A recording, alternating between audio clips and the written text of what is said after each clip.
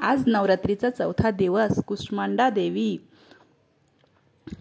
आज देवी दुर्गेची चौथी शक्ती कुष्मांडाच्या उपासनेचा दिवस आहे। कुष्मांडा ही अतिशय सहज प्रसन्न होणारी देवी आहे।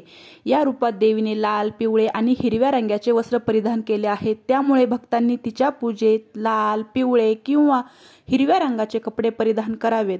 सकाळी स्नानानंतर देवीची पूजा करण्याचा संकल्प घ्या। पूजा करा आणि दिवसभर उपवास ठेवा। देवी मंत्राचा जप करा। संध्याकाळी पुन्हा देवीची पूजा करून उपवास सोडावा। आपल्या शरीरात सप्त म्हणजे 7 चक्रे आहेत। या 7 चक्रांपैकी अनाहत चक्रात कुष्मांडा देवी वास करते। ऐका कुष्मांडा देवीची कथा।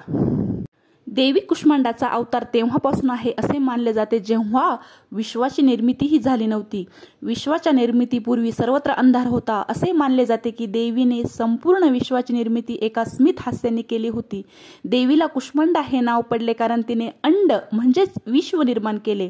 मातेच्या या रूपाला आदी स्वरूप आणि आदिशक्ती असेही म्हणतात कारण देवीच्या आधी विश्व अस्तित्वात नव्हते। देवी सूर्यलोकात वास करते। सूर्यलोकात राहण्याची शक्ती फक्त कुष्मांडा देवीमध्ये आहे।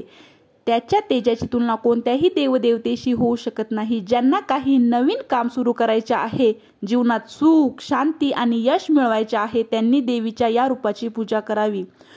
शिकवण: देवी कुष्मांडाने स्मित हास्याने विश्व निर्माण करण्याचे मोठे कार्य केले आहे। काम कितीही कठीण असले, कितीही मोठे संकट आले तरी हसत मुखाने सामोरे गेले पाहिजे असा संदेश देवीचे हे रूप देत आहे। कुष्मांडा देवीचे रूप: कुष्मांडाला 8 हात आहे म्हणूनच तिला अष्टभुजा देवी असेही म्हणतात। देवी लाल, पिवळ्या आणि हिरव्या रंगाच्या वस्त्रामध्ये दिसते। देवी गौर वर्णाची म्हणजेच गौरी आहे।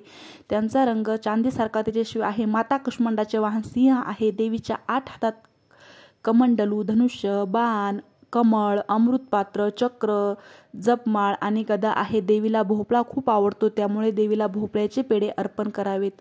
कुष्मांडा देवीची पूजा: श्री गणेश पूजनानंतर देवी पूजन सुरू करावे। पूजेमध्ये पाणी, दूध, चंदन, तांदूळ, फुले, कुंकुम, हळद अर्पण करा।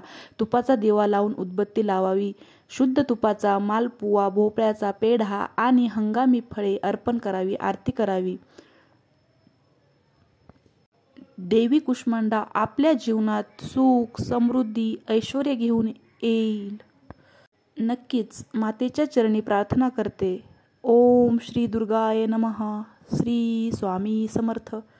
झालेली सेवा आईच्या चरणी समर्पित करते। श्री स्वामी समर्थ। जय जय स्वामी समर्थ। अवधूत चिंतन श्री गुरुदेव दत्त।